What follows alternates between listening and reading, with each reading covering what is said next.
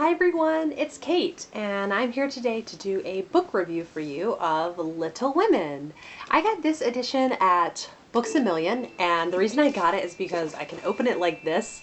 I love hardbacks that stay open. So I really wanted to get it because it's really nice for eating meals and generally just being around my son when I don't have all my hands free.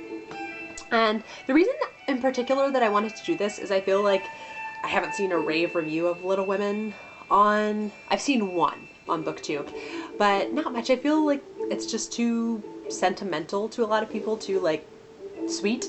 So I just wanted to do a rave review because I absolutely love this book. And basically this is a story of a family, and they have 4 daughters, Meg, Jo, Amy, and Beth, and this takes place during the Civil War, and at the beginning of the story, the father is away serving as a chaplain in the Union Army, and this is just their story of going through different trials, different tribulations, growing together as a family, and also evolving as people. And you know, like I said, they go through the trials and the tribulations, but it's more about the relationships and the ways that they grow closer, and just some funny things that happen to them, some sad, some heartwarming. And so it's just really a treat to see, you know, several years in the lives of this family. And that's why I'm also excited, because after this book there's I think 3 more in the series that she wrote, and this actually was first just published as Little Women, and then a couple of years later she published Good Wives. And then now it's just published as one book because it's pretty seamless, you know, the time period between the two.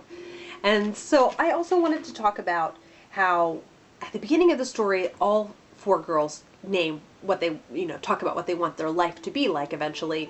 And at the end of the story, their lives look very different from what they said it wanted to be. So you can tell that they've really grown up since the beginning of the story.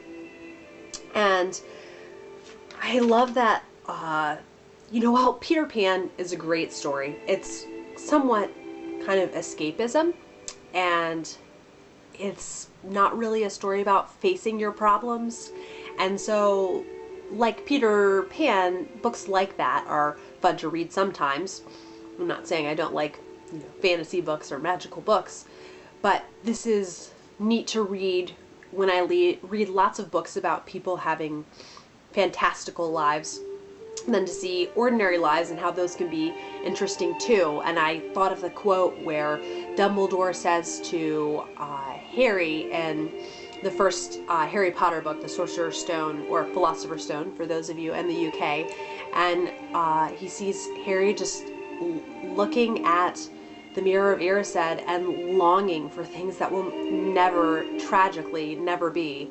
And he says, "Harry, it does not do to dwell on dreams and forget to live."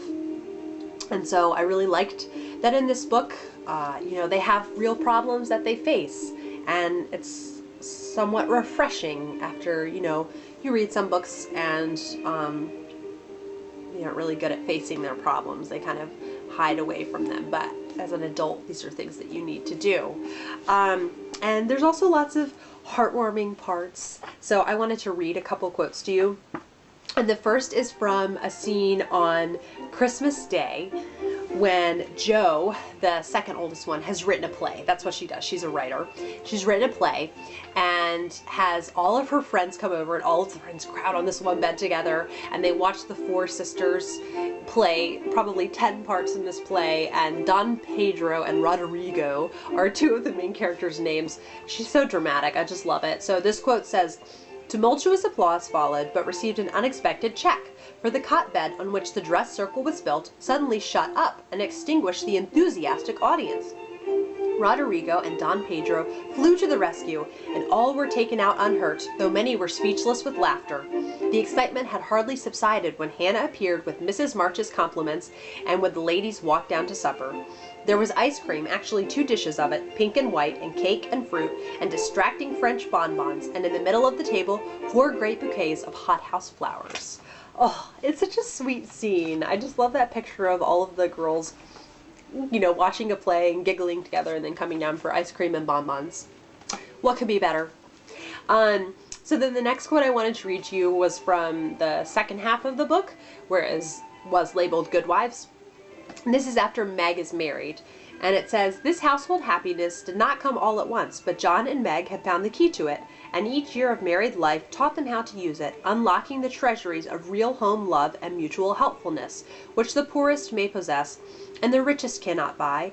This is the sort of shelf on which young wives and mothers may consent to be laid, safe from the restless fret and fever of the world, finding loyal lovers in the little sons and daughters who cling to them, undaunted by sorrow, poverty, or age, walking side by side through fair and stormy weather, with a faithful friend who is, in the true sense of the good old Saxon word, the houseband, and learning as Meg learned, that a woman's happiest kingdom is home, her highest honor, the art of ruling it not as a queen, but as a wise wife and mother." And why I love that quote so much is because Louisa May Alcott was a feminist, and she shows that it's okay for some women to choose to stay at home. I am a stay-at-home mom, so that's why that quote really spoke to me. I like being a stay-at-home mom.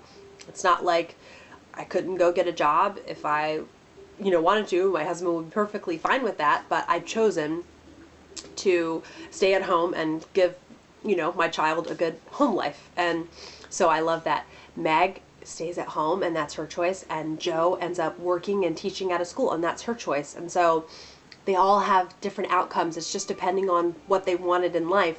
And Amy ends up doing lots of works for being involved with philanthropy and studying art. That's her passion. So what's neat about this is you see the different girls' personalities, and Jo's extremely creative, lots of creative energy, and also the artistic temperament. And that's how she ends up. And then Meg is very nurturing and kind of a homebody. And so then, you see how her life plays out. So it's neat to see these girls all have different personalities, even though they're from the same families, but their lives end up in different ways. And so I love this book. I loved everything about this book. 5 out of 5 stars. If you want to read a great story about a family, specifically a family of sisters, I would pick this up. And I'd love to talk with anyone who did not like this book or did like this book, to have some great discussion down below in the comments. Thanks for watching as always, guys. I really appreciate it, and I hope you have a great day. I'll talk to you later.